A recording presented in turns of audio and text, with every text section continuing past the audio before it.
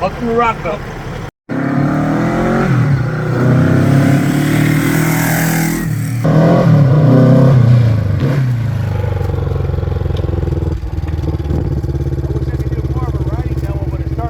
Let's bring it inside.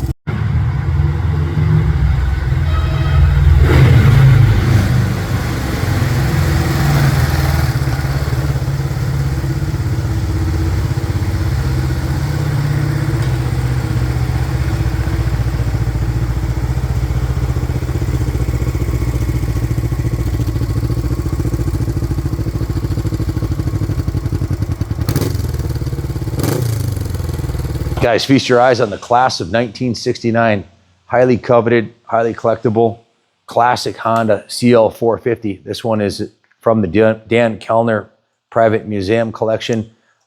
Unfortunately, Dan had to have hip surgery. He's getting up there in years and he can't ride anymore. So this is the last of his collection, 3 bikes. He kept his 3 favorite ones for last, and you can see why.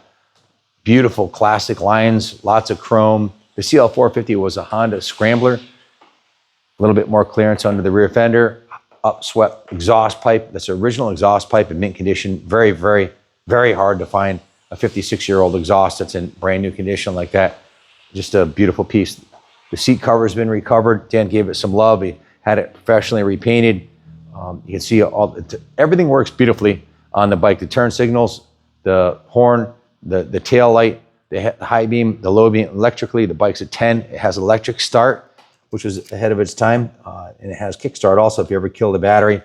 All the aluminum on the bike, the engine cases have been polished beautifully. The heads have been polished. The covers for the heads, all of the aluminum's been polished, including the fork lowers. All the chrome's been professionally polished and cleaned. That's the original chrome on this bike. It has a little bit of patina, as you'd expect for an almost 60-year-old motorcycle, but it runs, it pulls. The first time I rode it, I was like, wow, this 450 pulls.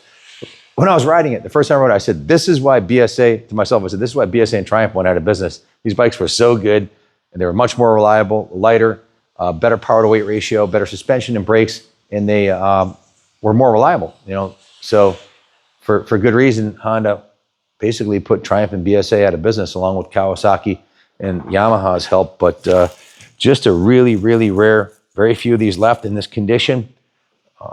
Recently at Mecum, numerous examples have sold north at $10,000.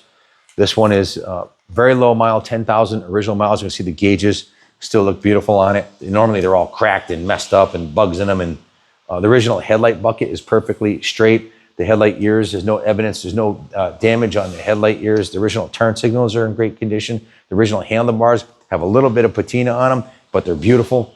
The original levers are beautiful. I think these are the original grips. I'm not 100% sure, but I think these are the original grips.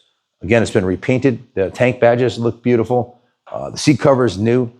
The pegs and shifter and brake lever show no evidence of ever being dropped or damaged. The cases are in beautiful condition. It doesn't leak oil.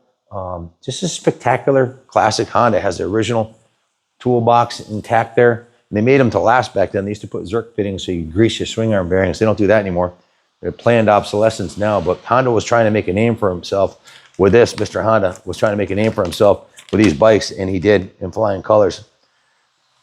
I may have already mentioned, but we flushed the fuel tank, added VP94 non-ethanol fuel, new fuel lines, new gas tank vent hose, changed the engine oil and filter, and confirmed proper operation of all the electrical components, including electric start, works beautifully. Bike's just been given a full rotisserie detail, cleaned and detailed.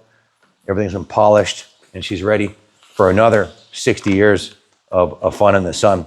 Check out the items like the springs on the original kickstand and the bolt, you know, all the hardware on the engine, the Allen bolts, the aluminum cover, the shifters. I mean, it's spectacular condition for a 5-year-old bike, let alone a 60-year-old bike. Aluminum covers, really nice.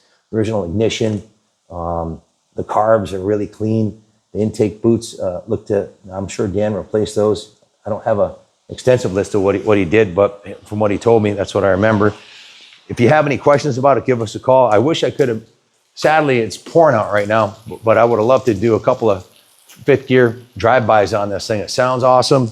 It handles great. Dan had replaced the tires when he had it, and they still have he might have put 100 miles on these tires. He had 20 bikes, so he had a private museum beautifully set up with signs for each of the bikes, and it was quite fun going to his place. I did a video of it up there. It's probably on the channel still on the Kaplan America YouTube channel. I'm sure it is.